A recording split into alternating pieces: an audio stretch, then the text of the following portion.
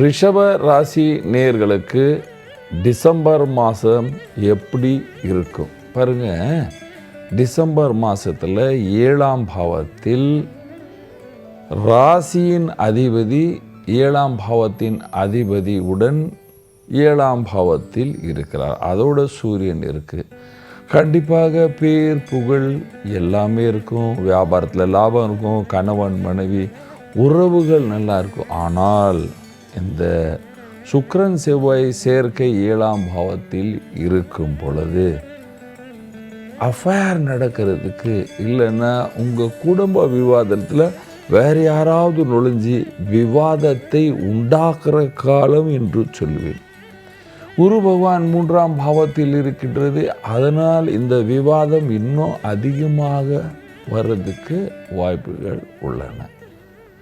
நீங்கள் வியாபாரியாக இருக்கிறீர்கள். வியாபாரத்தில் நல்ல லாபம் பார்ப்பீங்க. புது முயற்சியில் உங்களுக்கு நல்ல லாபம் வந்து சேரும்.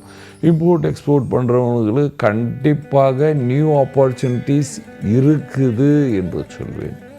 அரசியலில் பேர் புகழ் எல்லாமே நல்லா இருக்குங்க. கண்டிப்பாக இந்த மாதம் உங்களுக்கு ரொம்ப நல்லாயிருக்கும். அரசியலில் இருந்தீங்கன்னா ஆர்டிஸ்ட், ஆக்டிங், அதாவது வேறு ஏதாவது ஓவியம், அந்த மாதிரி ஏதாவது நீங்கள் கலைஞராக இருந்தால் உங்களுக்கு இந்த மாதம் ஏதாவது பேர் புகழ் அவார்டு வர்றதுக்கும் வாய்ப்புகள் உள்ளன. ஏனென்றால் குருவின் பார்வை அந்த இடத்தில் இருக்கின்றது, தொழில் ஸ்தானத்தில் இருக்கின்றது.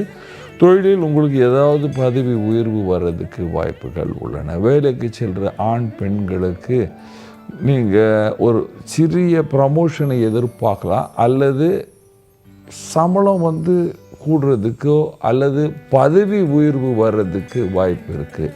பெண்களுக்கும் பதவி உயர்வு வர்றதுக்கு வாய்ப்பு இருக்கின்றது. நீங்கள் அரசியல்லேருந்து நல்ல பதவியை பார்க்கலாம். ஸ்டூடெண்ட் நல்லா இருப்பீங்க.